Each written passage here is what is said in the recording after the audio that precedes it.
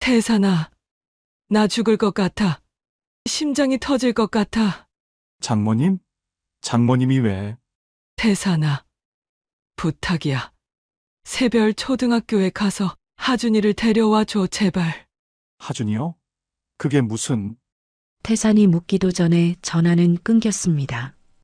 이혼한 지 10년 만에 전 장모님에게 걸려온 다급한 전화. 좁은 경비실 한쪽에 놓인 간이 침대 위에 작은 아이가 웅크리고 자고 있었습니다. 태사는 그 모습을 보는 순간 온몸이 굳어버렸습니다. 이야기가 궁금하시다면 구독과 좋아요 눌러주세요. 댓글로 지금 어디서 시청하고 계신지 소통해 주신다면 앞으로 더 좋은 영상 제작에 큰 힘이 됩니다. 강태사는 49층 건물의 회의실에서 냉정한 목소리로 말을 이어가고 있었습니다. 유리창 너머로 보이는 서울 시내의 야경은 화려했지만 그의 눈빛만큼은 차가웠습니다. 45살이면 이제 재고 정리할 때입니다. 필요 없는 건 다 내다 버려야죠. 태산의 말에 회의실 안은 순식간에 얼어붙었습니다. 중역들은 고개를 숙인 채 아무 말도 하지 못했습니다. 태산은 10년 동안 이 회사를 일궈온 사람이었습니다. 작은 건설 하청업체에서 시작해 지금은 수백억 원대 계약을 따내는 회사의 사장이 된 남자였죠. 하지만 그 과정에서 그가 벌인 것들에 대해선 아무도 묻지 않았습니다. 회의를 마친 태사는 강남의 고급 펜트하우스로 돌아왔습니다. 넓은 거실에는 값비싼 가구들이 놓여 있었지만 집안은 텅 비어 있는 것처럼 고요했습니다.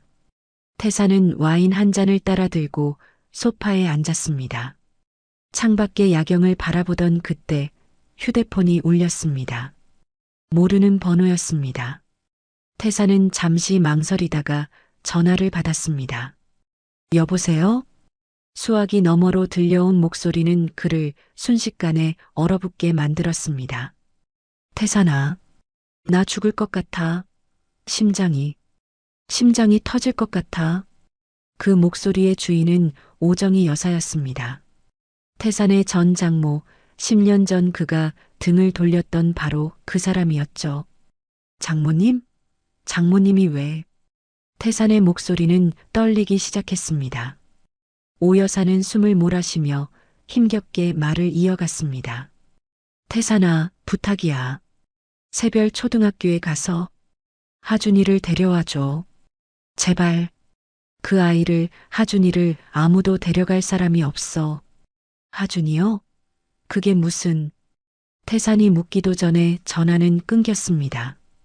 그는 멍하니 휴대폰을 바라보았습니다. 이혼한 지 10년 동안 한 번도 서로 연락한 적이 없었습니다. 그런데 갑자기 전화를 하셔서 아이를 데려다 달라니 태사는 당황스러웠죠. 하지만 장모님의 목소리가 너무 애절해서 무시할 수 없었습니다. 그러면서 가슴 저 밑바닥에 눌러두었던 미래의 얼굴이 떠올랐습니다. 12년 전 웨딩드레스를 입고 환하게 웃으며 자신의 손을 잡아주었던 그녀. 그러다 문득 정신을 차리고 재킷을 집어들었습니다. 지하 주차장으로 내려가 고급 외제차에 시동을 걸었습니다. 내비게이션에 새별 초등학교를 입력했지만 구로 쪽에 낡은 동네 주소가 나오자 태사는 당황했습니다. 이런 곳에서 살고 있었다고? 차는 화려한 강남을 벗어나 점점 낡은 골목길로 들어갔습니다. 태산이 운전을 하는 동안 10년 전 기억이 환청처럼 그를 괴롭혔습니다. 당신 가족까지 내가 왜 책임져야 해? 너희는 나한테 짐이야, 짐. 그때 자신이 미래에게 내뱉었던 그 잔인한 말이 지금도 생생하게 들렸습니다. 태사는 핸들을 꽉 쥐었습니다. 손에서 땀이 흘렀습니다. 내비게이션은 점점 더 좁은 골목길로 그를 안내했습니다.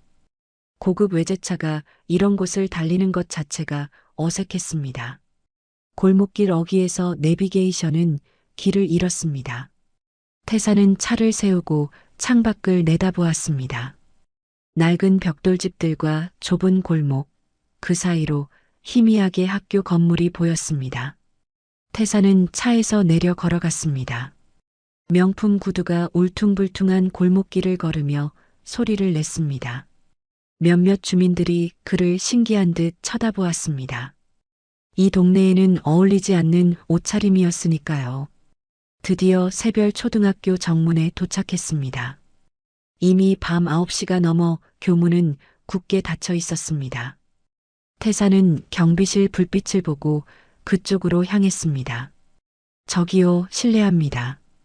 태산이 경비실 문을 두드리자 나이든 경비원이 문을 열었습니다.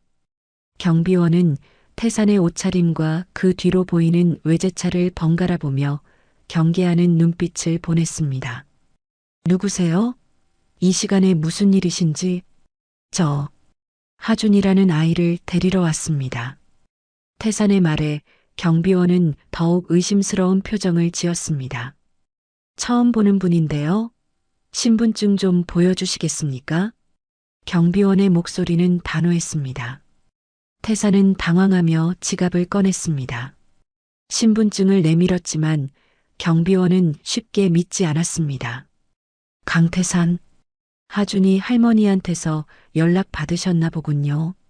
아이는 안에 있습니다. 따라오세요. 경비원은 태산을 경비실 안쪽으로 안내했습니다.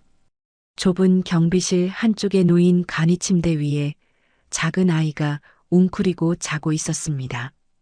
태사는 그 모습을 보는 순간 온몸이 굳어버렸습니다. 아이는 8살이나 9살쯤 되어 보였습니다. 얇은 이불을 덮고 자는 모습이 너무나 작고 연약해 보였습니다. 태사는 천천히 아이에게 다가갔습니다. 그리고 아이의 얼굴을 자세히 들여다보았습니다. 그 순간 태사는 숨을 쉴 수 없었습니다. 눈매가 자신과 똑같았습니다. 코의 모양도 입술의 선도 낯익었습니다. 하지만 무엇보다 태산을 충격에 빠뜨린 것은 아이의 오른쪽 눈가에 있는 작은 점이었습니다. 태산 자신에게도 똑같은 위치에 똑같은 점이 있었습니다. 이 아이는? 태산은 떨리는 손으로 자신의 눈가를 만졌습니다. 그리고 다시 아이의 얼굴을 보았습니다. 태산은 경비원에게 아이의 나이를 물어보았습니다.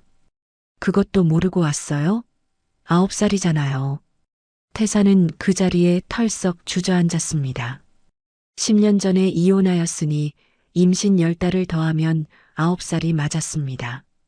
그럼 정말 이 아이가 자신의 아들이 맞는 걸까요? 아이는 엄마의 것인 듯 보이는 머플러를 꼭 껴안고 자고 있었습니다. 낡고 해진 머플러였지만 아이는 그것을 놓지 않으려는 듯 두 팔로 꽉 안고 있었습니다. 태사는 그 머플러를 보며 가슴이 미어지는 것을 느꼈습니다. 엄마를 기다리며 엄마의 머플러를 안고 자는 아이의 모습이 너무나 처절하게 느껴졌습니다. 태사는 조심스럽게 아이를 안아 올렸습니다. 아이는 잠결에 몸을 움찔했지만 깨어나지 않았습니다. 태사는 뒷좌석에서 자고 있는 아이를 백미러로 바라보았습니다. 하지만 아닐 수도 있어. 차 안은 고요했습니다. 태사는 시동도 걸지 않은 채 한참 동안 뒷좌석에서 자고 있는 아이를 바라보았습니다. 아이의 고른 숨소리만이 고요한 차 안에 울려 퍼졌습니다. 태사는 떨리는 손으로 시동을 걸었습니다. 어디로 가야 할지 막막했지만 일단 병원으로 향해야 한다는 생각뿐이었습니다. 차가 골목을 빠져나와 큰 길로 접어들었을 때 아이가 천천히 눈을 떴습니다. 낯선 차 안, 낯선 남자의 뒷모습에 아이는 잠시 당황한 표정을 지었습니다. 아저씨, 누구세요? 하준의 목소리는 조심스러웠습니다. 태사는 백미러로 아이를 보며 최대한 부드럽게 말했습니다. 할머니가 아저씨한테 연락하셨어. 할머니 병원에 계셔서 아저씨가 너를 데리러 온 거야. 할머니가요? 할머니 어디 아프세요? 하준의 목소리에 걱정이 묻어났습니다. 태사는 가슴이 먹먹해졌습니다. 이 어린아이가 벌써부터 어른들을 걱정하며 살아왔다는 것이 느껴졌습니다. 곧 괜찮아지실 거야. 우리 병원에 가보자. 태사는 잠시 망설이다가 조심스럽게 물었습니다. 그런데 하준아, 엄마 이름이 뭐니? 윤미래인데요. 아저씨 우리 엄마 아세요? 윤미래라는 이름을 듣기가 무섭게 태사는 급브레이크를 밟았습니다. 차가 크게 휘청거렸습니다. 뒤에서 경적 소리가 요란하게 울렸습니다. 하준은 깜짝 놀라 앞좌석을 붙잡았습니다. 아저씨, 왜 그래요? 어디 아파요? 하준은 겁에 질린 목소리로 물었지만 태사는 대답할 수 없었습니다. 그는 핸들에 이마를 박은 채 거칠게 숨을 몰아쉬었습니다. 내 엄마는 왜 그랬을까? 태산의 혼잣말을 하준은 제대로 알아듣지 못했습니다. 아이는 불안한 눈빛으로 태산의 뒷모습만 바라보았습니다. 아저씨, 우는 거예요? 하준의 물음에 태산은 고개를 들었습니다. 백미러에 비친 자신의 눈가가 붉게 충혈되어 있었습니다. 태산은 억지로 미소를 지으며 말했습니다. 아니야. 괜찮아. 할머니한테 빨리 가자. 차는 다시 달리기 시작했습니다. 하지만 태산의 마음은 이미 10년 전 그날로 돌아가 있었습니다. 미래에게 짐이라고 소리쳤던 그날, 이혼 서류에 서명하던 그날, 그리고 돌아서서 떠났던 그날이 생생하게 떠올랐습니다. 30분쯤 달려 병원에 도착했습니다. 태사는 하준의 손을 잡고 응급실로 향했습니다. 간호사에게 오정이라는 이름을 말하자 곧바로 병실을 안내받았습니다. 병실 문을 여는 순간 태사는 숨이 막혔습니다. 침대에 누워 산소 마스크를 쓰고 있는 오 여사의 모습이 너무나 쇠약해 보였습니다. 10년 전만 해도 건강하고 씩씩했던 그분이 이렇게 변해 있었습니다. 할머니, 하준이 달려가 오 여사의 손을 잡았습니다. 오 여사는 힘겹게 눈을 뜨고 손자를 보며 희미하게 미소 지었습니다. 그러다 태산을 보자 눈빛이 차갑게 변했습니다. 하준아, 밖에 나가서 조금만 기다려줄래? 할머니가 아저씨랑 얘기 좀 해야겠어. 오 여사의 목소리는 약했지만 그 안에는 단호함이 담겨 있었습니다. 하준은 고개를 끄덕이고 병실 밖으로 나갔습니다. 문이 닫히자마자 태사는 오 여사에게 다가가 무릎을 꿇었습니다. 장모님, 혹시 하준이가 제 아들이 맞습니까? 태산의 목소리는 떨렸습니다. 오 여사는 산소 마스크를 벗고 힘겹게 대답했습니다. 하준이 얼굴을 보고도 모르겠나? 그러면 왜 이제야 연락을 하신 겁니까? 태산의 물음에 오 여사는 쓴웃음을 지었습니다. 왜긴 왜야? 내가 우리를 짐이라고 했잖아. 내가 아이까지 짐이라고 할까봐 미래가 혼자 짊어진 거지. 오 여사의 말에 태사는 고개를 들 수 없었습니다. 그때 오 여사가 다시 입을 열었습니다. 태산아, 한 가지만 부탁할게. 내가 지금 하준이를 데려왔다는 사실, 미래한테는 비밀로 해줘. 미래는 내가 아이 존재를 아는 것 자체를 원치 않았어. 그럼 제가 어떻게 해? 그건 내가 알아서 해. 내가 왜 너한테 방법까지 알려줘야 하니? 오 여사의 목소리에는 분노가 섞여 있었습니다. 그녀는 잠시 숨을 고르더니 떨리는 목소리로 말을 이어갔습니다. 10년 전 기억나니? 미래 아버지가 연대보증을 서주셨다가 사기를 당했을 때, 우리 집안이 하루아침에 무너졌을 때, 너는 뭐라고 했지? 태사는 아무 말도 할 수 없었습니다. 오 여사는 계속했습니다. 너는 미래한테 이렇게 말했어. 당신 가족까지 내가 왜 책임져야 해? 너희는 나한테 짐이야, 짐. 그 말 들었을 때 미래가 얼마나 무너졌는지 아나? 장모님, 그때 미래는 이미 임신 3개월이었어. 오 여사의 말에 태사는 머리를 쥐어뜯었습니다. 오 여사는 눈물을 흘리며 말을 이었습니다. 미래는 병원 응급실에서 혼자 아이를 낳았어. 진통이 와서 택시를 타고 병원에 갔는데 옆에는 아무도 없었지. 나는 그때 빚쟁이들한테 쫓겨다니느라 연락도 못 받았어. 태산의 눈에서 눈물이 흘러내렸습니다. 오 여사는 떨리는 손으로 태산을 가리켰습니다. 미래는 그 후로 9년 동안 간호사 야간 근무를 하면서 아이를 키웠어. 밤에는 환자들을 돌보고 낮에는 아이를 돌보고 잠은 언제 자냐고? 아이 유치원 보내고 2~3시간 자는 게 전부였어. 제가 정말 죄송합니다. 태사는 바닥에 엎드려 비통하게 울었습니다. 오 여사는 차가운 목소리로 말했습니다. 죄송하다고? 죄송하다는 말로 10년이 돌아오나? 미래가 흘린 눈물이 마르냐고? 장모님 제발 제가 지은 죄 속죄하게 해주십시오. 더 이상은 도망치지 않겠습니다. 태사는 고개를 조아리며 애원했습니다. 오 여사는 한참을 태산을 내려다보았습니다. 속죄? 말이 쉽지. 미래는 자네를 용서 안 할 거야. 그의 마음속에 자네가 남긴 상처가 얼마나 깊은지 자네는 몰라. 그래도 제가 할 수 있는 일이 있다면. 태산의 간절함에 오 여사는 잠시 눈을 감았습니다. 그리고 천천히 입을 열었습니다. 하준이 곁을 지켜라. 미래가 돌아오기 전까지 내가 아이를 지켜. 그리고 오 여사는 태산을 똑바로 바라보았습니다. 내 심장병 간병도 내가 해. 이게 내가 치러야 할 첫 번째 대가야.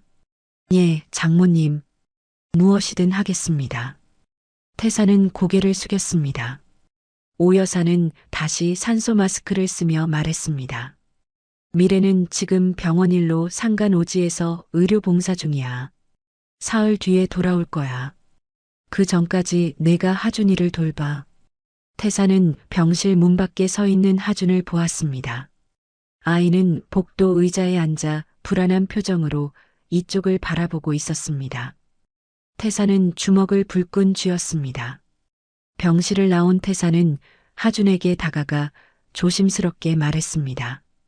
하준아, 할머니가 좀 쉬셔야 하신대. 집에 가자.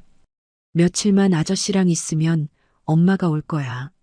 하준은 고개를 끄덕였습니다. 태사는 아이의 손을 잡았습니다. 작고 따뜻한 손이었습니다. 자신의 아들, 9년 동안 몰랐던 자신의 아들의 손이었습니다. 차에 타서 돌아가는 길, 태사는 펜트하우스가 아닌 장모님 댁 주소를 내비게이션에 입력했습니다.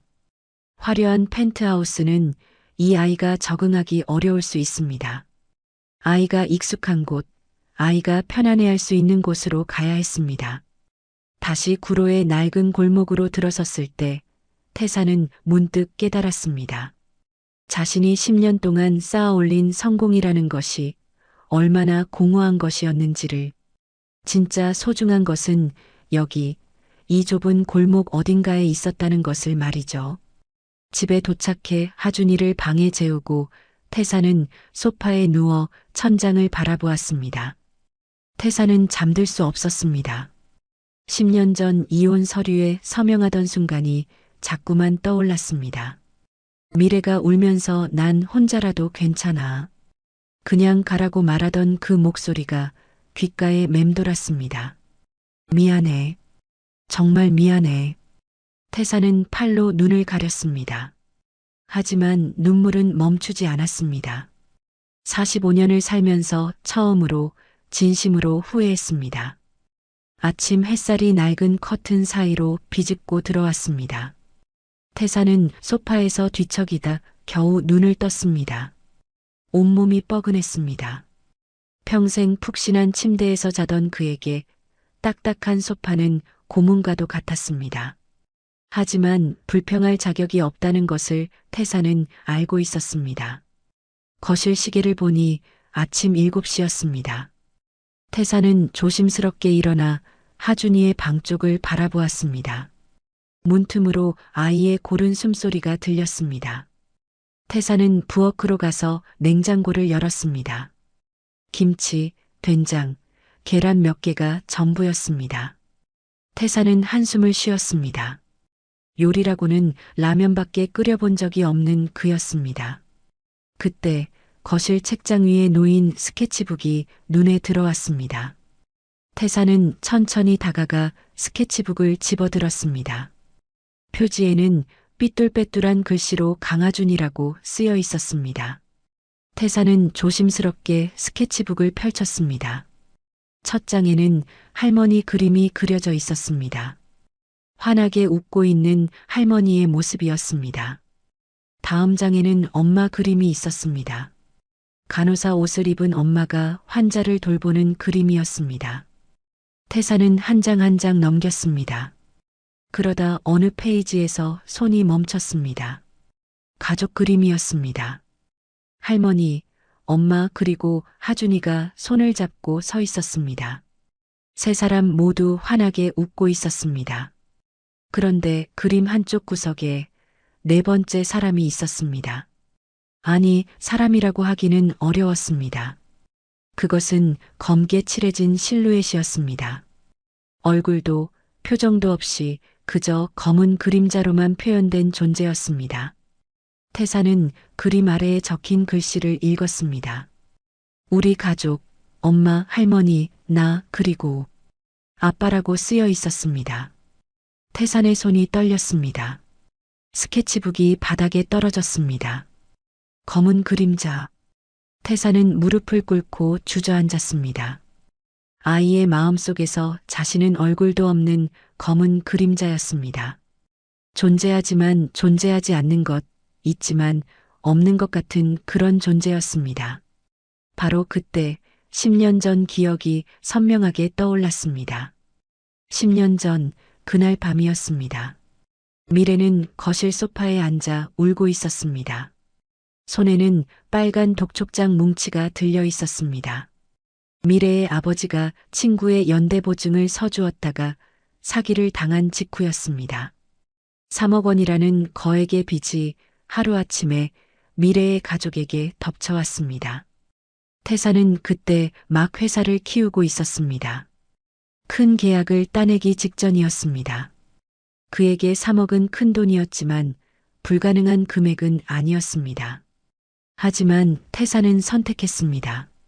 미래의 가족이 아닌 자신의 성공을 선택했습니다. 태산 씨, 미안해. 우리 아버지가 잘못하셨어. 그래도 우리 가족인데. 미래는 울면서 애원했습니다. 하지만 태사는 차갑게 말했습니다. 당신 가족까지 내가 왜 책임져야 해? 지금 내가 이 계약 놓치면 다 끝이야. 너희는 나한테 짐이야, 짐. 나는 더 이상 너희 가족 문제에 휘말리고 싶지 않아. 태사는 소리를 지르며 서류 가방을 집어들고 나가버렸습니다. 그날 밤 미래는 혼자 남겨졌습니다. 그리고 그로부터 일주일 후 미래는 이혼 서류를 들고 태산을 찾아왔습니다. 서명해줘. 나 혼자 살게. 당신 짐 안 될게. 미래의 목소리는 텅 비어 있었습니다. 감정도 눈물도 없는 목소리였습니다. 태사는 그 서류에 주저없이 서명했습니다. 그리고 돌아서서 떠났습니다.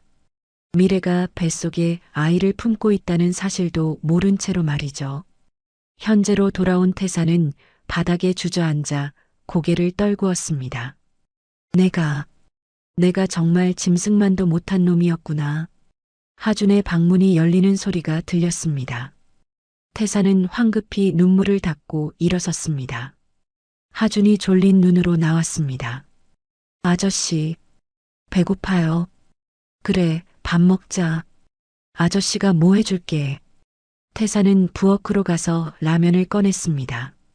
그런데 하준이 고개를 저었습니다. 아침부터 라면은 안 돼요. 할머니가 아침은 밥 먹어야 한다고 했어요. 그래, 그럼. 태사는 당황했습니다. 밥은 어떻게 하는 것인지조차 잘 몰랐습니다. 하준이 옆으로 와서 냉장고에서 계란을 꺼냈습니다. 계란 프라이 해주세요. 저는 그거 좋아해요. 태사는 고개를 끄덕이고 프라이팬을 꺼냈습니다.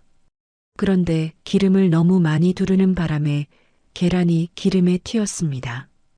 하준이 깔깔 웃었습니다. 아저씨, 요리 정말 못하시네요. 미안, 아저씨가 서툴러서. 태사는 어색하게 웃으며 어떻게든 계란 프라이를 만들었습니다.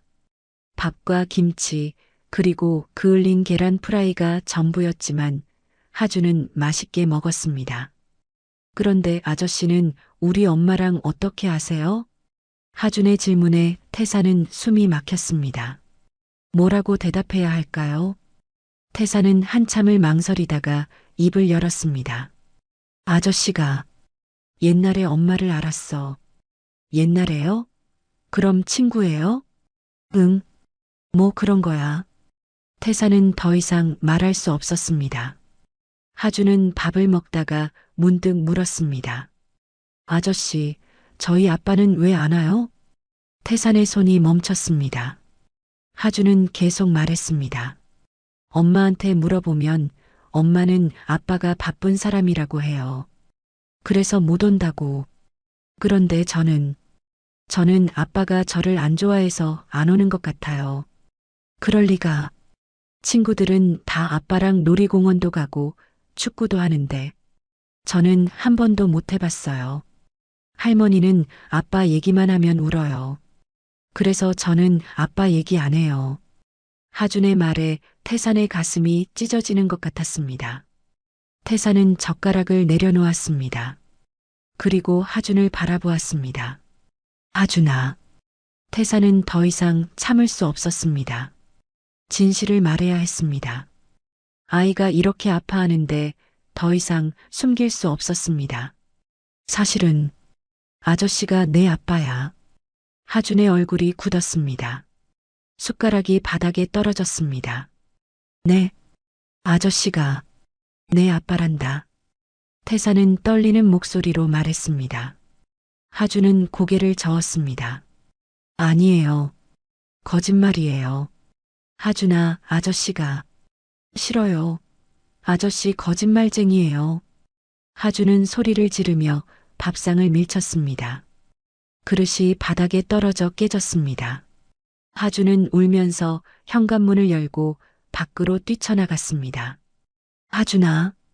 태사는 신발도 제대로 신지 못하고 하준을 뒤쫓았습니다. 아이는 골목을 따라 미친 듯이 달렸습니다. 태산도 필사적으로 뒤를 쫓았습니다. 골목 모퉁이를 돌 때마다 아이의 모습이 아슬아슬하게 보였습니다. 하준아, 위험해. 거기서. 하지만 하준은 멈추지 않았습니다. 태산의 심장은 미친 듯이 뛰었습니다. 만약 아이가 큰 길로 뛰어들면 어쩌나, 만약 차라도 오면 어쩌나, 온갖 생각이 머릿속을 스쳤습니다. 드디어 놀이터에서 하준을 발견했습니다. 아이는 그네 밑에 웅크리고 앉아 울고 있었습니다. 태사는 헐떡이며 다가갔습니다. 하준아, 오지 마요. 아저씨 미워요. 다신 오지 마요. 하준은 얼굴을 감싼 채 소리쳤습니다. 태사는 하준 앞에 무릎을 꿇었습니다. 하준아, 미안해. 아저씨가. 아빠가 너무 늦게 왔지? 아빠 아니에요. 아빠는 나버렸어요. 엄마 혼자 울게 만들었어요. 하준의 말에 태사는 할 말이 없었습니다. 모두 사실이었으니까요. 맞아. 내가 나를 미워해도 돼. 하지만 내 아빠는 널 안 미워해. 아빠는 그저 아주 먼 길을 돌아온 바보였을 뿐이야. 태사는 하준의 어깨를 조심스럽게 감쌌습니다. 하준은 처음에는 뿌리치려 했지만 결국 태산의 품에 안겨 울었습니다. 태산도 아이를 안고 울었습니다. 아버지와 아들 9년 만에 처음 만난 두 사람은 그렇게 놀이터에서 함께 울었습니다. 한참 후 집으로 돌아온 태사는 하준을 방에 재웠습니다. 아이는 울다 지쳐 잠들었습니다. 태사는 거실로 나와 소파에 앉았습니다. 팔을 펼치고 앉았더니 뭔가가 손에 걸렸습니다. 소파 옆 작은 협탁 위에 작은 나무 상자가 손에 걸린 것이었습니다. 니다. 그 나무 상자는 무언가 보물을 넣어놓는 보물 상자처럼 생겼습니다. 호기심에 태사는 상자를 열어보았습니다. 상자를 연 태사는 곧 눈가에 눈물이 맺혔습니다. 안에는 낡은 초음파 사진 뭉치가 있었습니다. 태사는 한 장 한 장 사진을 보았습니다. 작은 점으로 찍힌 아기의 모습이 점점 사람의 형태를 갖춰가는 모습이 보였습니다. 그리고 맨 아래에는 결혼 반지 한 쌍이 있었습니다. 태산이 미래에게 끼워주었던 바로 그 반지였습니다. 미래는 이혼했지만 반지를 버리지 못했던 것입니다. 미래야, 당신도 날 완전히 놓지는 않았구나. 태사는 반지를 손에 쥐고 눈을 감았습니다. 10년 전 자신이 무엇을 버렸는지 이제야 깨달았습니다. 사랑하는 사람, 태어날 아이, 그리고 진짜 행복을 버렸던 것입니다. 태사는 결심했습니다. 이제는 도망치지 않겠다고, 아무리 오래 걸려도 용서를 구하겠다고, 진짜 아빠가 되겠다고 말이죠. 밤이 깊어갔습니다. 태사는 소파에 누웠지만 잠이 오지 않았습니다. 하준의 방에서는 고른 숨소리가 들렸습니다. 태사는 천장을 바라보며 오늘 하루를 되새겼습니다. 아이에게 진실을 말한 것이 옳은 일이었을까? 너무 성급했던 것은 아닐까? 후회가 밀려왔습니다. 시계는 새벽 2시를 가리키고 있었습니다. 태사는 눈을 감으려 했습니다. 그때 하준의 방에서 이상한 소리가 들렸습니다. 끙끙 앓는 듯한 신음소리였습니다. 태사는 벌떡 일어나 하준의 방으로 달려갔습니다. 문을 열려고 했지만 문이 잠겨 있었습니다. 하준아, 괜찮니? 대답이 없었습니다. 안에서는 더 큰 신음소리만 들렸습니다. 태사는 심장이 철렁했습니다. 하준아, 문 열어. 태사는 문고리를 흔들었지만 문은 꿈쩍도 하지 않았습니다. 더 이상 기다릴 수 없었습니다. 태사는 뒤로 물러서더니 어깨로 문을 들이받았습니다. 한 번, 두 번, 세 번째 충격에 문이 부서지며 열렸습니다. 방 안은 뜨거운 열기로 가득했습니다. 하준은 이불 속에서 온몸을 떨고 있었습니다. 얼굴은 새빨갛게 달아올라 있었고 온몸이 불덩이같이 뜨거웠습니다. 하준아, 태사는 아이를 안아 올렸습니다. 하준아, 눈 떠봐. 아빠야. 하지만 하준은 눈을 뜨지 못했습니다. 의식이 흐릿한 상태였습니다. 그때 아이의 몸이 경련을 일으키기 시작했습니다. 안 돼. 하준아. 태사는 하준을 얇은 이불로 감싸 안았습니다. 신발도 제대로 신지 못하고 계단을 뛰어내려갔습니다. 복도에서 쿵쿵거리는 발소리에 이웃집 문이 하나둘 열렸습니다. 무슨 일이에요? 새벽에 왜 이래요? 이웃들이 수군거렸지만 태사는 대답할 겨를이 없었습니다. 응급 상황이에요. 죄송합니다. 태사는 외치고는 아이를 안고 계단을 뛰어내려갔습니다. 주차장에 세워둔 차의 하준을 조심스럽게 뒷좌석에 눕혔습니다. 빨리 가요. 아이가 위험해요. 태사는 시동을 걸고 엑셀러레이터를 밟았습니다. 차는 골목을 빠져나가 큰 길로 향했습니다. 새벽 거리는 한산했지만 태사는 신호등이 보일 때마다 선택을 해야 했습니다. 멈춰야 하나, 그냥 가야 하나. 빨간 신호였습니다. 하지만 태사는 멈추지 않았습니다. 경적을 울리며 교차로를 통과했습니다. 뒤에서 차들이 급브레이크를 밟는 소리가 들렸습니다. 하준아, 아빠 무섭게 하지 마. 제발. 태사는 백미러로 아이를 보며 소리쳤습니다. 하준은 여전히 경련하고 있었습니다. 차는 미친 듯이 달렸습니다. 또 다른 신호를 위반했을 때 뒤에서 경찰 사이렌 소리가 들렸습니다. 하지만 태사는 멈추지 않았습니다. 하준아, 아빠가 미안해.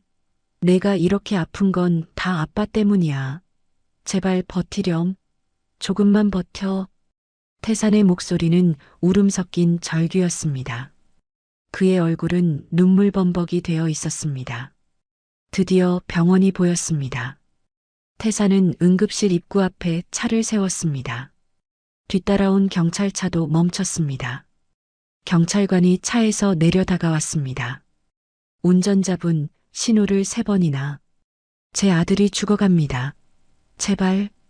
태사는 뒷문을 열고 경련하는 하준을 안아 올렸습니다.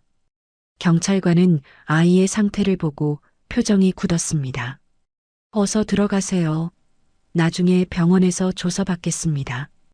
태사는 고맙다는 말도 못하고 응급실로 뛰어들어갔습니다. 사람 살려요. 제 아들 좀 살려주세요. 태산의 외침에 응급실 간호사들이 달려왔습니다. 하준을 침대에 눕히고 체온을 쟀습니다. 40도 2분. 경련 상태. 의사 선생님 빨리. 간호사의 다급한 목소리에 응급실이 긴장했습니다. 의사가 달려와 하준을 진찰했습니다. 보호자가 누구십니까? 저요. 제가 아빠입니다. 태사는 의사 앞에 무릎을 꿇었습니다. 제발 제 아들 좀 살려주세요. 제발. 의사는 태산을 일으켜 세웠습니다. 진정하세요. 최선을 다하겠습니다.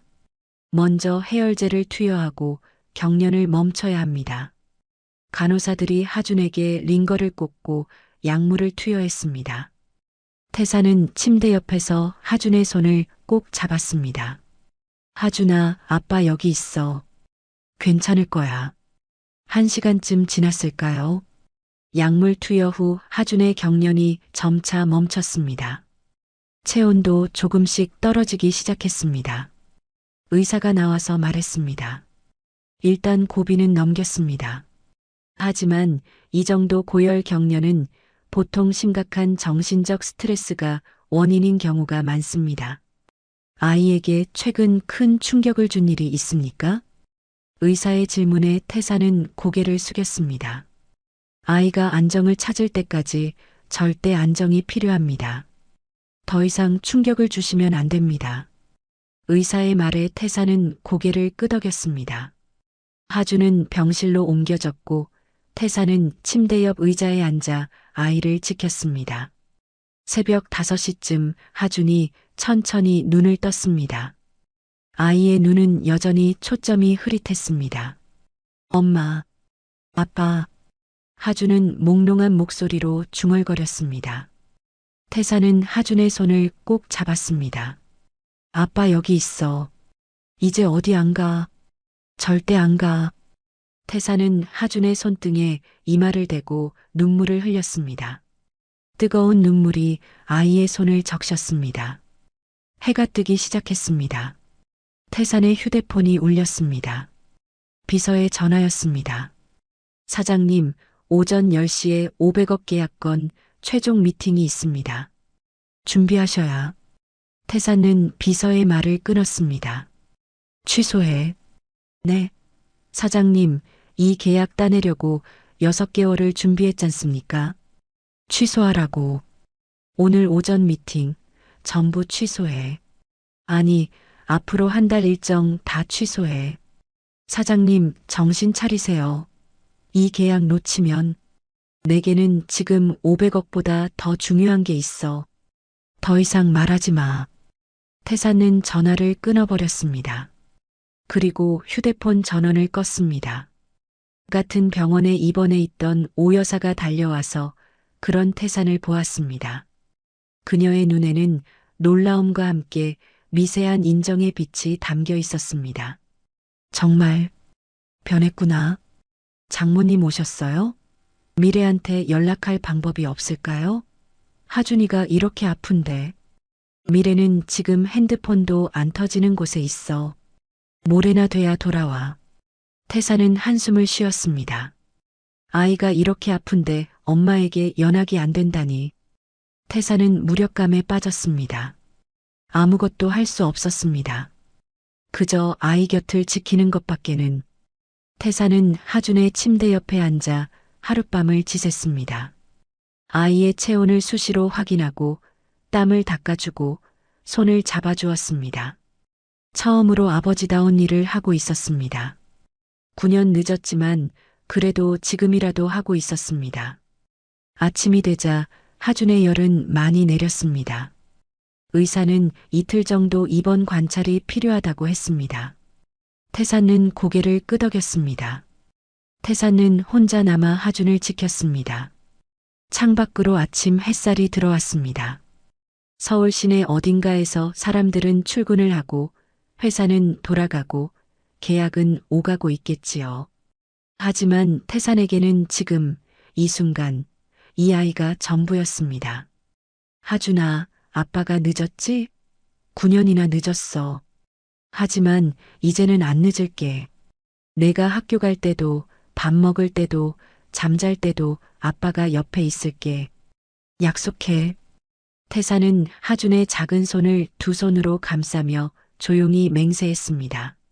창밖의 햇살이 두 사람을 비추었습니다. 아버지와 아들 9년 만에 진짜로 만난 두 사람의 첫 아침이었습니다. 이틀이 지났습니다. 하준의 상태는 많이 나아졌습니다. 열도 내렸고 의식도 또렷해졌습니다. 하지만 태산과 눈을 마주치려 하지 않았습니다. 아이는 여전히 혼란스러워했습니다. 갑자기 나타난 아빠라는 존재가 아이에게는 아직 낯설고 두려운 것이었습니다. 태사는 이틀 내내 병실을 떠나지 않았습니다. 간이 침대를 빌려 병실 한쪽에서 잤고 하준이 깨면 물을 떠다주고 죽을 먹여주었습니다. 서툴렀지만 최선을 다했습니다. 오 여사는 그런 태산의 모습을 지켜보며 아무 말도 하지 않았습니다. 셋째 날 오후였습니다. 병실 문이 거칠게 열렸습니다. 간호사 유니폼을 입은 여자가 숨을 헐떡이며 뛰어들어왔습니다. 긴 머리는 흐트러져 있었고 얼굴은 창백했습니다. 윤미래였습니다. 하준아. 미래는 침대로 달려가 하준을 끌어안았습니다. 하준도 엄마를 보자 울음을 터뜨렸습니다. 엄마, 엄마. 미안해, 하준아. 엄마가 늦었지? 엄마가 미안해. 미래는 아이를 안고 흐느꼈습니다. 그러다 병실 한쪽에 서 있는 남자를 보았습니다. 10년 만에 보는 얼굴이었습니다. 강태산이었습니다. 미래의 얼굴이 급격히 굳어졌습니다. 눈빛이 차갑게 변했습니다. 미래는 천천히 하준을 놓고 일어섰습니다. 그리고 태산에게 다가갔습니다. 당신이 여기 왜 있어? 미래의 목소리는 떨리고 있었습니다. 분노로 떨리는 목소리였습니다. 태산은 입을 열려 했지만 말이 나오지 않았습니다. 당신이 무슨 짓을 한 거야? 미래는 갑자기 태산의 가슴을 주먹으로 쳤습니다. 한 번, 두 번, 세 번. 미래의 주먹에는 10년간 쌓인 한이 담겨 있었습니다. 왜 나타난 거야? 왜 우리 삶을 망친 거야? 미래야, 당신은 남이야. 10년 전에 우리를 버렸잖아. 아빠 자격 없어. 없다고. 미래는 소리를 지르며 계속 태산을 쳤습니다. 태산은 피하지 않았습니다. 그저 묵묵히 맞았습니다. 미래의 주먹은 점점 힘을 잃어갔습니다. 마침내 미래는 태산의 가슴에 이마를 대고 흐느꼈습니다. 왜 이제 와서? 오 여사가 미래의 어깨를 감쌌습니다. 미래야, 진정해. 하준이가 보고 있어. 미래는 뒤를 돌아보았습니다. 하준이 침대에서 불안한 눈빛으로 이쪽을 바라보고 있었습니다. 미래는 눈물을 닦고 침대로 돌아갔습니다. 태사는 병실 밖으로 나가려 했습니다. 하지만 미래가 말했습니다. 아직 할 말 안 끝났어. 태사는 멈춰 섰습니다. 미래는 하준의 이마를 쓰다듬으며 말했습니다. 하준아, 엄마가 복도에서 잠깐 얘기하고 올게. 할머니랑 있어. 엄마, 어디 가지 마. 금방 올게. 약속해. 미래는 하준의 손을 꼭 잡았다가 놓았습니다. 그리고 복도로 나갔습니다. 태산도 따라 나갔습니다. 복도 끝, 사람이 없는 곳에서 미래가 돌아섰습니다. 그녀의 눈에는 눈물이 가득했지만 목소리는 차가웠습니다. 어떻게 알았어? 어떻게 하준이를 찾아낸 거야? 태사는 대답하기 전에 무릎을 꿇었습니다. 복도 한가운데에서 태사는 미래 앞에 무릎을 꿇었습니다. 맞아. 내가 쓰레기였어. 태산의 목소리는 떨렸지만 단호했습니다. 내가 10년 전에 당신을 버렸어. 당신 가족을 짐이라고 했어. 용서받을 수 없는 짓을 했어. 그걸 알면서 왜 나타난 거야? 우리는 당신 없이도 잘 살았어. 미래는 소리쳤습니다. 하지만 태사는 고개를 들어 미래를 똑바로 바라보았습니다. 하지만 하준이는 내 아들이야. 어젯밤에 애가 죽을 뻔했어. 40도 넘는 고열로 경련하는 거 봤어. 내게 기회를 줘. 기회? 미래는 비웃었습니다. 10년 전에 기회 다 썼어. 난 당신한테 매달렸잖아. 우리 가족 좀 도와달라고, 빚만 좀 갚아달라고. 그때 당신이 뭐라고 했는데? 미래의 목소리는 점점 높아졌습니다. 당신은 나한테 이렇게 말했어. 너희 가족까지 내가 왜 책임져야 해? 너희는 나한테 짐이야. 그 말 들을 때 내가 얼마나. 미래는 더 이상 말을 잇지 못하고 주저앉았습니다. 태산도 바닥에 무릎을 꿇은 채였습니다. 그때 나 뱃속에 아이 있었어. 석 달째였어. 미래의 고백에 태산은 숨이 막혔습니다. 당신이 짐이라고 한 그 순간 난 이 아이까지 당신한테 짐이 될까봐 무서웠어. 그래서 혼자 키우기로 했어. 당신한테 아이 얘기 안 하기로 했어. 미래야, 혼자 아이 낳는 게 얼마나 무서운 줄 알아? 진통 오는데 옆에 아무도 없어. 손 잡아줄 사람도 없어. 그저 천장만 보고 이 악물고 버텼어. 미래는 눈물을 흘리며 말을 이었습니다. 애 낳고 일주일 만에 다시 일했어. 태사는 고개를 들 수 없었습니다. 미래는 계속했습니다. 연대보증 사기로 생긴 빚 알아? 3억이야. 우리 아버지가 돌아가시기 전까지 그 빚 때문에 얼마나 고생하셨는지 알아? 어머니는 그 충격으로 심장병 생기셨어. 내가 다 갚아줄게. 태산의 말에 미래는 쓴웃음을 지었습니다. 돈 얘기하는 거 아니야. 당신이 우리한테 준 상처는 돈으로 갚아지는 게 아니야. 그때였습니다. 병실 문이 열리고 하준이 나왔습니다. 아이는 링거 거치대를 끌고 복도로 나왔습니다. 하준아, 왜 나왔어? 미래가 놀라 달려갔습니다. 하준은 엄마와 태산을 번갈아 보았습니다. 아이의 눈에는 불안과 두려움이 가득했습니다. 엄마, 아빠 혼내지 마. 하준의 작은 목소리였습니다. 미래는 멈칫했습니다. 뭐라고? 아빠 혼내지 마. 아빠, 나 때문에 운 거야. 밤새 내 손 잡아줬어. 하준의 말에 미래는 할 말을 잃었습니다. 아이는 계속 말했습니다. 엄마 나 아빠 있으면 안 돼? 하준의 물음에 미래의 마음속 10년간 쌓아온 벽이 흔들렸습니다. 아이는 아빠를 원하고 있었습니다. 자신이 아무리 아빠 역할을 하려 해도 진짜 아빠는 대신할 수 없었습니다. 미래는 주저앉아 하준을 안았습니다. 미안해, 하준아. 엄마가 미안해. 태사는 그 모습을 보며 눈물을 흘렸습니다. 오 여사가 복도로 나와 상황을 지켜보았습니다. 그녀는 미래에게 다가가 말했습니다. 미래야, 이제 그만해. 태산이가 밤새 하준이를 지켰어. 나도 봤어. 엄마, 태산이 변했어. 10년 전에 그 사람이 아니야. 아니, 변했다기보다는 뒤늦게 정신을 차린 거겠지. 오 여사는 태산을 보았습니다. 일어나게. 태산은 천천히 일어섰습니다. 오 여사가 말을 이었습니다. 지금부터 자네는 이 집 식구야. 하준이 아빠로서, 내 사위로서 책임을 다해. 알겠나?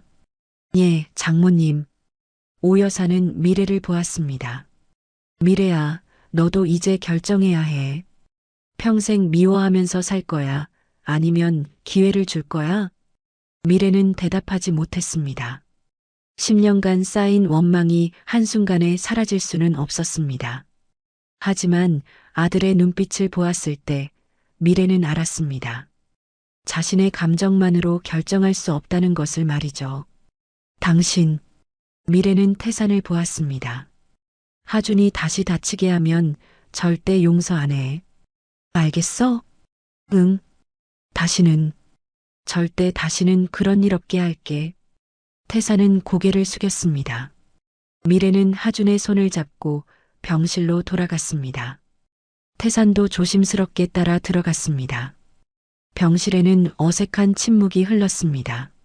하지만 그 침묵은 10년 전의 차가운 침묵과는 달랐습니다. 그것은 새로운 시작을 위한 침묵이었습니다. 하준이 침대에 다시 누웠습니다. 미래가 아이의 이불을 덮어주었습니다. 태사는 병실 구석에 서서 그 모습을 지켜보았습니다.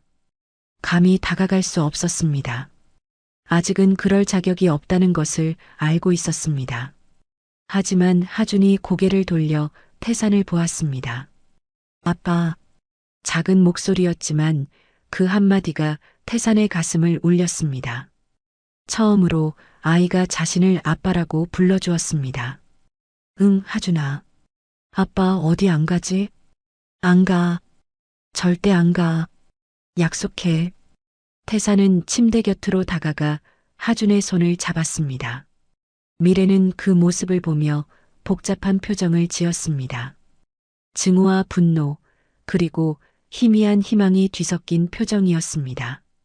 창밖으로 저녁 노을이 지고 있었습니다. 오랜 겨울이 지나고 봄이 오듯이 이 가족에게도 새로운 계절이 찾아오고 있었습니다. 아직은 쌀쌀한 봄이었지만 그래도 봄은 봄이었습니다. 하준이 태어난 날 태사는 중요한 결정을 내렸습니다. 병원 주차장에서 미래에게 조심스럽게 말을 꺼냈습니다. 미래야, 내가 앞으로 이 동네에서 지내려고 하는데. 미래는 태산을 의심스러운 눈으로 바라보았습니다. 무슨 소리야? 당신 강남에 펜트하우스 있잖아. 그건 처분할 거야. 하준이 곁에 있어야 하니까. 미래는 잠시 말이 없었습니다. 오 여사가 끼어들었습니다. 그래, 그게 좋겠다. 우리 집은 좁으니까 내가 따로 구해서 살아라. 하지만 조건이 있어. 말씀하세요, 장모님. 매일 아침 하준이 등교는 내가 시켜. 그리고 내 병원 갈 때도 내가 데려다 줘. 알겠니? 예, 당연히 그렇게 하겠습니다. 사흘 후 태사는 정말로 강남의 펜트하우스를 내놓았습니다. 부동산 중개인은 깜짝 놀랐습니다. 사장님, 이 집이 얼마짜리인데요? 왜 이렇게 싸게 파십니까? 필요 없어졌어요. 빨리 처리해 주세요. 태사는 회사 지분도 정리하기 시작했습니다. 비서가 사무실로 찾아와 애원했습니다. 사장님, 정신 차리세요. 10년 동안 쌓아온 건데 왜 이러십니까? 10년 동안 잘못 쌓아왔어. 이제 제대로 쌓을 거야. 그게 무슨 말씀이십니까? 내 아들 이름으로 재산을 신탁할 거야. 회사는 전문 경영인한테 맡기고 태사는 변호사 사무실에서 서류에 서명했습니다. 강하준 명의로 된 신탁 계좌가 만들어졌습니다. 수백억 원의 재산이 그 안으로 들어갔습니다. 태산의 사업 파트너들이 찾아와 만류했습니다. 강 사장 미쳤소? 이제 막 정점을 찍는 시점인데 자네들이 계속 잘해주게. 난 더 중요한 일이 생겼어. 더 중요한 일이 뭐요? 아버지 노릇. 태산의 대답에 파트너들은 어이없다는 표정을 지었습니다. 하지만 태산의 결심은 확고했습니다. 일주일 후 태산은 작은 트럭 한 대에 짐을 실었습니다. 고급 가구들은 모두 두고 필요한 옷가지와 책 몇 권만 챙겼습니다. 외제차도 반납했습니다. 대신 중고 국산 경차를 한 대 샀습니다. 10년 된 낡은 차였지만 태산에게는 그것으로 충분했습니다. 구로 동네로 들어서는 길, 태산은 이상한 기분을 느꼈습니다. 10년 전엔 벗어나고 싶었던 곳이었습니다. 좁은 골목, 낡은 건물들, 소박한 사람들. 그때는 이 모든 것이 초라하게 느껴졌습니다. 하지만 지금은 달랐습니다. 이곳에 자신의 아들이 있고 자신이 지켜야 할 사람들이 있었습니다. 태산이 빌린 오피스텔은 장모님 댁에서 걸어서 10분 거리였습니다. 작은 원룸이었습니다. 펜트하우스에 화장실만 했습니다. 하지만 태산은 불평하지 않았습니다. 짐을 풀고 있을 때 문이 두드려졌습니다. 오 여사였습니다. 들어가도 되겠나? 예, 장모님. 들어오세요. 오 여사는 방 안을 둘러보았습니다. 여기서 살 수 있겠어? 충분합니다. 아니, 넘칩니다. 오 여사는 태산을 빤히 보았습니다. 태산아, 한 가지만 물어보자. 너 진심이니? 예. 하준이한테, 미래한테 진심이냐고. 아니면 일시적인 감정이냐고. 태산은 오 여사의 눈을 똑바로 보았습니다. 제 평생을 걸겠습니다. 장모님. 오 여사는 한참을 태산을 바라보다가 고개를 끄덕였습니다. 좋아. 그럼 내일부터 출근해라. 출근이요? 매일 아침 7시에 우리 집으로 와. 하준이 아침 먹이고 학교 데려다 주는 게 내 첫 번째 일이야. 예, 장모님. 그리고 내 병원 진료 있는 날은 자네가 데려다 줘. 알겠지? 물론입니다. 다음 날 아침 6시 반, 태산은 일어나 준비했습니다. 면도를 하고 깨끗한 옷을 입었습니다. 그리고 7시 정각에 장모님 댁 문을 두드렸습니다. 오 여사가 문을 열었습니다. 정확하구나. 앞으로 매일 이 시간에 오겠습니다. 부엌에서는 미래가 아침을 준비하고 있었습니다. 간호사 야간 근무를 마치고 온 모습이었습니다. 얼굴에는 피곤함이 역력했습니다. 미래야, 내가 할게. 태산이 다가가자 미래는 손을 저었습니다. 됐어. 내가 할게. 하지만 밤새 일했잖아. 이 정도는 익숙해. 신경 쓰지 마. 미래의 차가운 태도에 태산은 물러섰습니다. 억지로 다가갈 수는 없었습니다. 대신 거실을 정리하기 시작했습니다. 하준의 학교 가방을 챙기고 준비물을 확인했습니다. 하준이 일어났습니다. 아이는 태산을 보고 조금 놀란 표정을 지었습니다. 아빠, 여기 왜 왔어? 너 학교 데려다 주려고. 앞으로 매일 아빠가 데려다 줄 거야. 정말? 하준의 눈이 반짝였습니다. 태산은 아이의 머리를 쓰다듬었습니다. 응, 약속했잖아. 아빠 어디 안 간다고. 식사를 마친 후 태산은 하준과 함께 학교로 향했습니다. 걸어서 15분 거리였습니다. 하준은 태산의 손을 잡고 걸었습니다. 아빠, 우리 반 친구들한테 아빠 소개해도 돼? 그럼. 당연하지. 학교 교문 앞에는 이미 많은 아이들과 부모들이 있었습니다. 하준이 친구들에게 달려가 소리쳤습니다. 얘들아, 내 아빠야. 친구들이 태산을 쳐다보았습니다. 한 아이가 물었습니다. 하준아, 내 아빠 처음 본다. 지금까지 못 봤는데. 하준은 잠시 망설이다가 대답했습니다. 우리 아빠 아주 먼 곳에서 일하다가 이제 돌아왔어. 이제는 매일 올 거야. 태산은 가슴이 뭉클했습니다. 아이가 자신을 변호해주고 있었습니다. 한 어머니가 태산에게 다가왔습니다. 하준이 아버님이세요? 처음 뵙네요. 네, 그동안 사정이 있어서요. 그래도 이제라도 오셨네요. 하준이가 얼마나 아빠 기다렸는지 몰라요.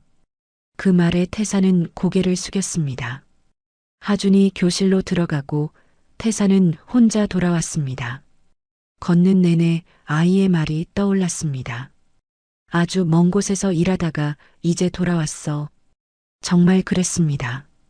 태산은 아주 먼 곳을 헤매다가 이제야 집으로 돌아온 것이었습니다. 그날 오후 태산은 오 여사를 모시고 병원에 갔습니다. 심장내과 진료였습니다. 의사가 검사 결과를 보며 말했습니다. 상태가 많이 안 좋으셨네요. 약을 계속 드셔야 하고 스트레스를 최대한 피하셔야 합니다. 네, 선생님.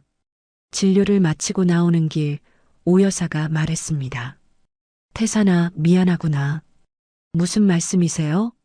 내가 이렇게까지 할 줄 몰랐어. 처음에는 그냥 벌을 주려고 했는데. 벌이 아닙니다, 장모님. 이건 제가 마땅히 해야 할 일입니다. 오 여사는 태산의 손을 잡았습니다. 고맙다. 진심으로. 그날부터 태산의 새로운 일상이 시작되었습니다. 매일 아침 7시에 장모님 댁으로 가고 하준을 학교에 데려다 주고 오 여사의 병원 동행을 했습니다. 오후에는 하준을 학교에서 데려와 숙제를 봐주었습니다. 어느 날 오후 태산은 하준과 함께 공원에 갔습니다. 하준이 자전거를 배우고 싶다고 했기 때문입니다. 아빠, 나 자전거 못 타. 그래. 그럼 아빠가 가르쳐 줄게. 태산은 새 자전거를 한 대 샀습니다. 하준의 키에 맞는 작은 자전거였습니다. 공원에서 태산은 자전거 뒤를 잡고 하준이 페달을 밟게 했습니다. 천천히, 천천히. 아빠가 잡고 있어. 하준은 조심스럽게 페달을 밟았습니다. 자전거가 앞으로 나갔습니다. 태산은 뒤에서 자전거를 잡고 달렸습니다. 잘한다, 하준아. 잘하고 있어. 그때 태산이 발을 헛디뎠습니다. 태산이 넘어지면서 하준의 자전거도 넘어졌습니다. 하준이 무릎을 땅에 부딪혔습니다.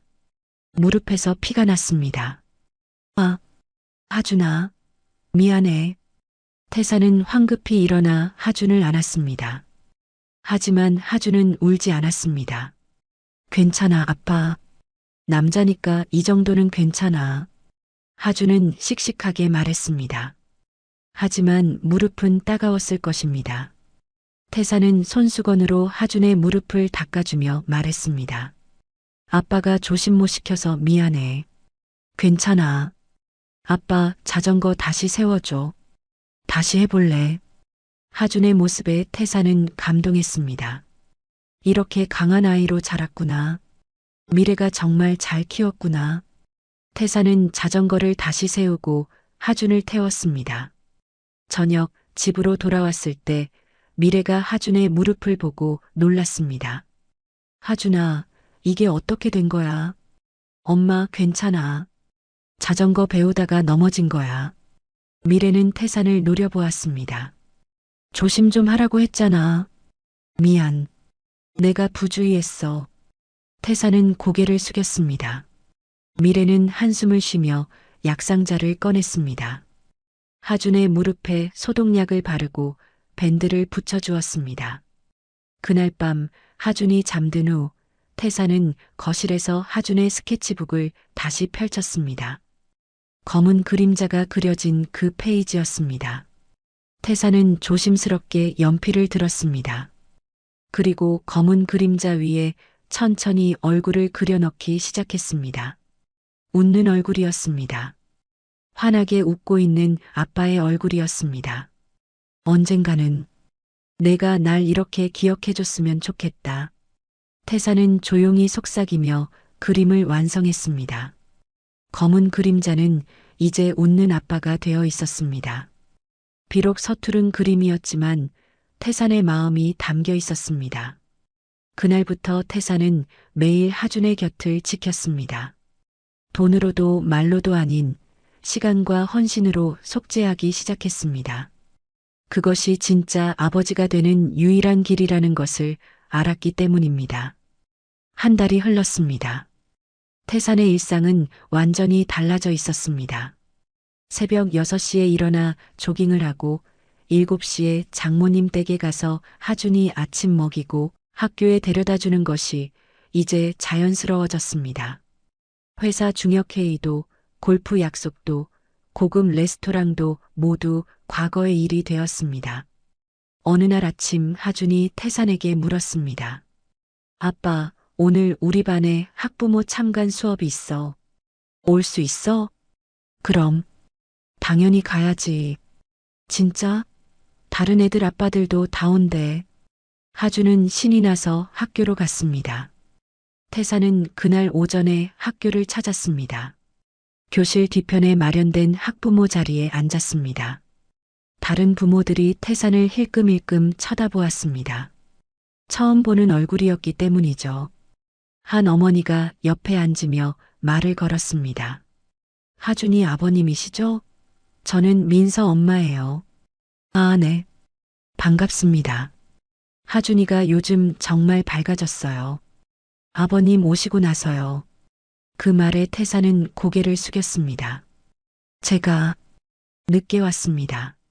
그래도 오셨잖아요. 안 오는 아빠들도 많은데. 수업이 시작되었습니다. 선생님이 아이들에게 장래 희망에 대해 발표하게 했습니다. 하준의 차례가 왔습니다. 하준은 앞으로 나가 또박또박 말했습니다. 저는 나중에 의사가 되고 싶어요. 우리 엄마처럼 아픈 사람들을 도와주고 싶어요. 그리고 우리 할머니 병도 고쳐드리고 싶어요.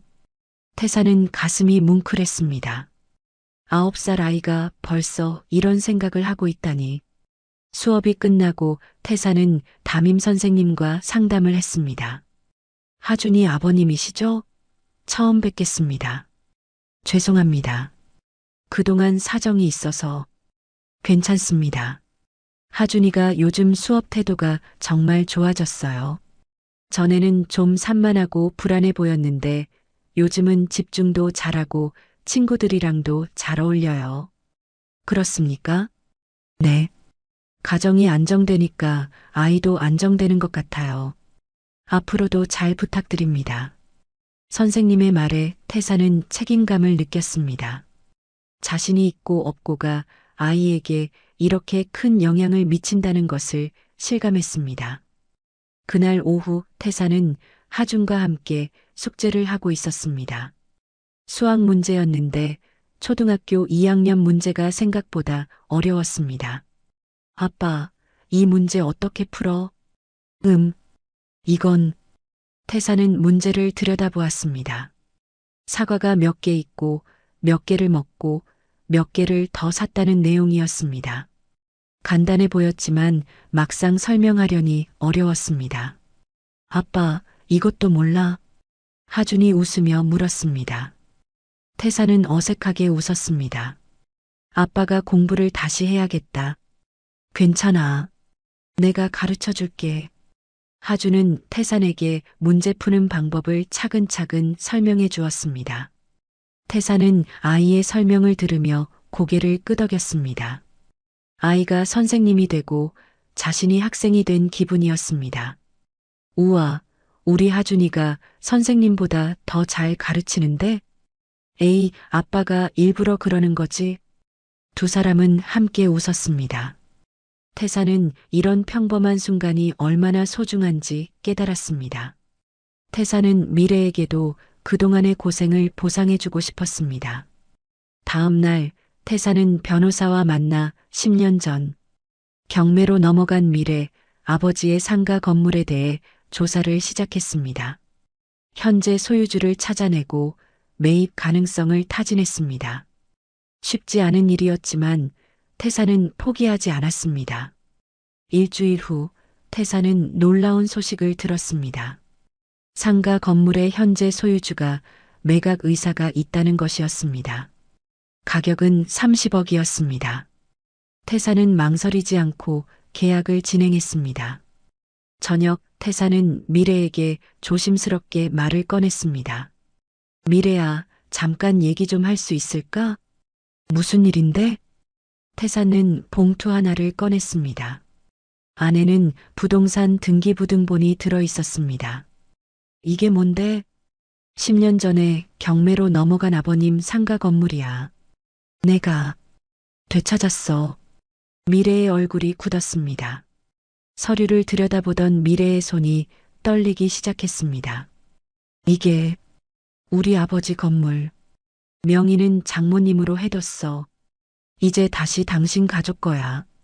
미래는 서류를 내려놓고 태산을 바라보았습니다. 눈에는 복잡한 감정이 담겨 있었습니다. 왜 이렇게까지 해? 태산은 미래의 눈을 똑바로 보았습니다.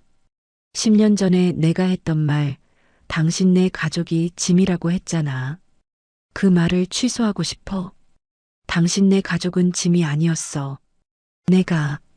내가 그걸 몰랐어. 미래는 눈물을 참으려 애썼습니다. 돈으로 다 해결되는 게 아니야. 알아. 그래도 내가 할 수 있는 일부터 하고 싶었어. 그때 하준이 방에서 나왔습니다. 엄마, 왜 울어? 미래는 황급히 눈물을 닦았습니다. 안 울어. 엄마 눈에 뭐 들어갔어? 하준은 태산에게 다가왔습니다. 아빠, 오늘 숙제 봐줄 거지? 그럼. 당연하지. 하준은 태산의 손을 잡아 끌었습니다. 태산은 미래를 한 번 더 보고 하준을 따라갔습니다. 미래는 혼자 거실에 남아 서류를 다시 들여다보았습니다. 오 여사가 미래 옆에 앉았습니다. 미래야. 엄마. 저 사람 변했어. 진짜로. 미래는 대답하지 않았습니다. 하지만 마음 한구석이 조금씩 녹아내리고 있다는 것을 부정할 수 없었습니다.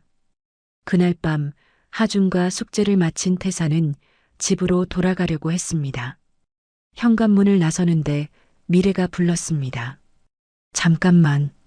태사는 돌아섰습니다. 미래가 작은 쇼핑백을 내밀었습니다. 이게 뭐야? 반찬. 당신 혼자 사니까 제대로 못 먹을 것 같아서. 태사는 쇼핑백을 받아들었습니다. 무거웠습니다. 여러 가지 반찬이 들어있는 것 같았습니다. 고마워. 착각하지 마. 하준이 때문에 하는 거야. 아빠가 건강해야 하준이 볼 수 있으니까. 예, 알겠습니다. 태사는 봉투를 소중히 안고 집으로 돌아갔습니다. 집에 와서 봉투를 열어보니 김치, 나물, 조림 등 여러 반찬이 담겨 있었습니다. 태사는 밥을 지어 반찬과 함께 먹었습니다. 10년 전 미래가 해주던 그 맛이었습니다. 태사는 밥을 먹으며 눈물을 흘렸습니다. 이렇게 평범한 것이, 이렇게 소중한 것이었는지 이제야 알았습니다. 고급 레스토랑의 어떤 음식보다 미래가 만든 이 소박한 반찬이 더 맛있었습니다. 다음 날 아침 태사는 평소보다 일찍 장모님 댁에 도착했습니다. 하준이 아직 자고 있었습니다. 태사는 조용히 부엌으로 가서 짜파게티를 끓이기 시작했습니다. 이번에는 제대로 끓이고 싶었습니다. 물을 끓이고 면을 넣고 시간을 재면서 정성껏 끓였습니다. 그런데 하준이 일어나 부엌으로 왔습니다. 아빠, 짜파게티 끓이는 거야? 응. 하준이 좋아한다고 해서. 우와, 아빠가 짜파게티 끓일 줄 알아? 할머니가 잘 끓인다고 했잖아. 아빠도 배웠어. 태사는 짜파게티를 그릇에 담아 하준에게 내밀었습니다. 하준이 한 입 먹고 눈을 반짝였습니다. 맛있어. 아빠 요리 잘하게 됐네. 정말? 응. 이제 아빠가 요리 선생님이야. 하준의 칭찬에 태사는 환하게 웃었습니다. 이런 작은 것 하나에도 이렇게 기쁠 수 있다는 것이 신기했습니다. 미래가 밤 근무를 마치고 돌아왔습니다. 하준이 달려가 말했습니다. 엄마, 아빠가 짜파게티 완전 맛있게 끓였어. 미래는 태산을 보았습니다. 태사는 어색하게 웃었습니다. 미래도 작게, 아주 작게 미소 지었습니다. 그것은 10년 만에 태산에게 보여준 첫 미소였습니다. 태사는 그 미소를 보며 생각했습니다. 아직 갈 길이 멀지만 조금씩, 아주 조금씩 가까워지고 있다고. 언젠가는 진짜 가족이 될 수 있을 거라고 말이죠. 5월이 되었습니다. 하준이 학교에서 가정통신문을 가져왔습니다. 태사는 하준과 함께 가방을 정리하다가 그 종이를 발견했습니다. 아빠, 다음 주에 운동회래. 운동회? 응. 그리고 여기 봐. 아빠와 함께 달리기도 있어. 하준은 신이 나서 가정통신문을 태산에게 보여줬습니다. 태산은 종이를 받아들고 찬찬히 읽어 내려갔습니다. 학부모 참여 종목에 아빠와 함께 2인 삼각 달리기라고 쓰여 있었습니다. 아빠, 우리 같이 할 수 있지? 하준의 눈망울이 기대로 반짝였습니다. 태사는 고개를 끄덕였습니다. 당연하지. 아빠가 꼭 갈게. 운동회 당일 태사는 일찍 일어나 준비했습니다. 오랜만에 트레이닝복을 입었습니다. 거울을 보니 낯선 자신의 모습이 보였습니다. 한때는 맞춤 정장만 입고 다녔는데 지금은 낡은 트레이닝복을 입고 있었습니다. 하지만 이상하게 마음이 편했습니다. 학교 운동장에는 이미 많은 학부모들이 모여 있었습니다. 태산이 운동장에 들어서자 몇몇 아버지들이 그를 쳐다보았습니다. 미래와 오 여사도 도착했습니다. 미래는 태산을 보고 살짝 놀란 표정을 지었습니다. 체육복까지 준비했네? 예. 하준이랑 달리기 해야 하니까요. 무리하지 마. 다칠 수도 있어. 미래의 말에는 걱정이 묻어났습니다. 태사는 그 말이 반가웠습니다. 운동회가 시작되었고 드디어 아빠와 함께 2인 삼각 달리기 시간이 되었습니다. 12쌍의 아빠와 아이들이 출발선에 섰습니다. 태산과 하준도 그중 한 쌍이었습니다. 두 사람의 다리를 끈으로 묶었습니다. 제자리에 심판의 목소리가 울렸습니다. 출발. 호루라기 소리와 함께 12쌍이 동시에 뛰기 시작했습니다. 태산과 하준도 발을 맞춰 뛰었습니다. 하나, 둘, 하나, 둘. 두 사람의 호흡이 맞아떨어졌습니다. 하지만 30m쯤 달렸을 때 숨이 턱까지 차올랐습니다. 다리가 후들거렸습니다. 45살 나이를 실감하는 순간이었습니다. 아빠, 힘내. 하준의 목소리가 들렸습니다. 태사는 이를 악물었습니다. 포기할 수 없었습니다. 관중석에서 미래가 두 손을 모아 입에 대고 소리쳤습니다. 하준아, 아빠, 힘내. 미래의 목소리를 들은 순간 태산의 눈에서 눈물이 났습니다. 10년 만에 들어보는 자신을 응원하는 미래의 목소리였습니다. 아빠는 날개야. 하준이 소리쳤습니다. 아이의 말에 태산은 다시 힘을 냈습니다. 마지막 10m, 태산과 하준은 2등으로 달리고 있었습니다. 바로 앞에 한 쌍이 있었습니다. 태산은 마지막 힘을 짜냈습니다. 하준아, 마지막이야. 응, 아빠. 두 사람은 속도를 높였습니다. 결승선 3m 앞, 태산과 하준이 앞서가던 쌍을 추월했습니다. 그리고 그대로 결승선을 통과했습니다. 1등, 심판이 외쳤습니다. 태산은 그 자리에 주저앉았습니다. 숨이 턱까지 차올라 제대로 숨을 쉴 수 없었습니다. 하준이 태산의 목을 껴안았습니다. 아빠, 우리 이겼어. 우리가 1등이야. 그래, 우리가 해냈구나. 태산은 헐떡이면서도 하준을 안았습니다. 아이의 몸에서 땀 냄새가 났지만 그것이 세상에서 가장 좋은 향기처럼 느껴졌습니다. 아빠 최고. 우리 아빠가 제일 빨라. 하준은 친구들에게 소리쳤습니다. 친구들이 몰려와 하준의 어깨를 두드렸습니다. 태사는 그 모습을 보며 가슴이 벅차올랐습니다. 관중석에서 미래가 달려왔습니다. 미래의 얼굴에는 환한 웃음이 가득했습니다. 10년 만에 보는 진심으로 기뻐하는 미래의 얼굴이었습니다. 고생했어. 미래가 태산에게 물병을 건넸습니다. 태산은 물을 받아 들이켰습니다. 미래는 손수건을 꺼내 태산의 땀을 닦아주려다가 멈칫했습니다. 그리고 손수건을 태산에게 건넸습니다. 태산이 손수건을 받는 순간 두 사람의 손이 스쳤습니다. 짧은 순간이었지만 그 순간 오래된 기억들이 떠올랐습니다. 시상식이 열렸고 태산과 하주는 단상에 올라가 금메달을 받았습니다. 하주는 금메달을 목에 걸고 신나게 웃었습니다. 태산도 웃었습니다. 45년을 살아오며 받은 어떤 상보다 이 금메달이 더 값졌습니다. 그날 밤 하준이 태산에게 스케치북을 가져왔습니다. 그 스케치북에는 검은 그림자가 사라져 있었습니다. 하준이가 그린 운동의 그림에는 환하게 웃고 있는 아빠의 얼굴이 있었습니다. 하준은 그림을 보여주며 활짝 웃었습니다. 얼마 후 하준의 10번째 생일이 되었습니다. 태산은 작은 파티를 준비했습니다.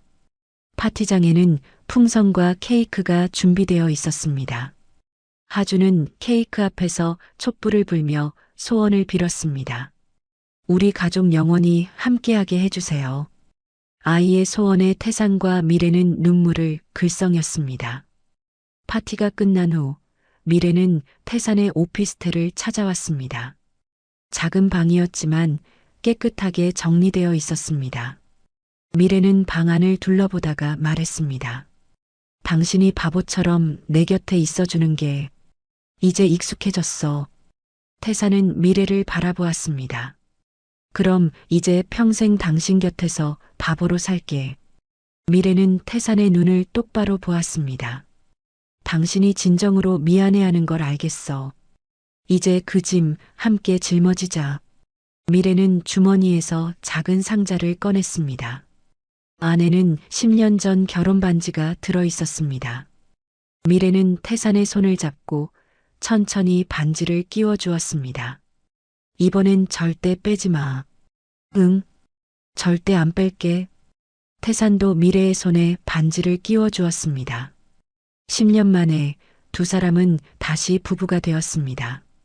미래는 태산의 이마에 입을 맞추며 말했습니다. 고마워. 이제 돌아가지 마. 태산은 미래를 끌어안았습니다. 절대 안 가. 며칠 후 태산은 미래에게 큰 봉투를 건넸습니다. 이게 뭔데? 열어봐. 미래가 봉투를 열자 여러 서류가 나왔습니다. 연대보증 사기로 생긴 빚을 모두 갚았다는 증명서, 그리고 10년 전 경매로 넘어간 상가 건물을 되찾았다는 등기부등본이었습니다. 이게 미래의 손이 떨렸습니다. 10년 전에 내가 짐이라고 했던 그것들, 이제 다 청산했어. 장모님 명의로 해뒀어. 미래는 서류를 보며 눈물을 흘렸습니다.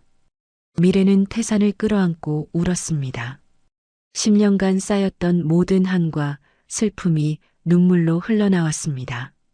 한 달 후 오 여사가 심장병 치료를 성공적으로 마치고 퇴원했습니다.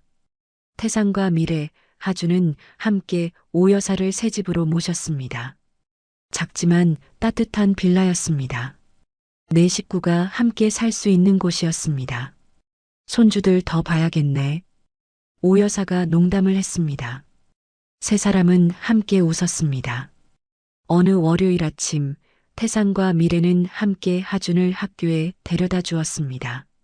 하준은 친구들에게 큰 소리로 말했습니다. 얘들아, 우리 아빠랑 엄마야.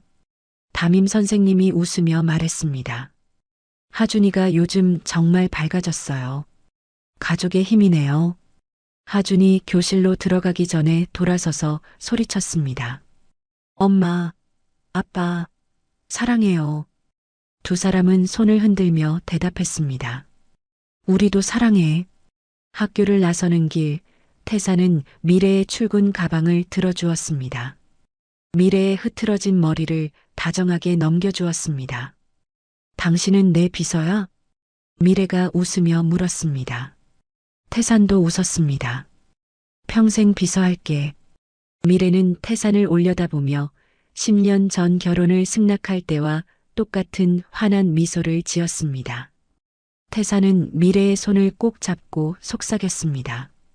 사랑해. 두 사람이 걷는 동안 미래가 조심스럽게 말을 꺼냈습니다.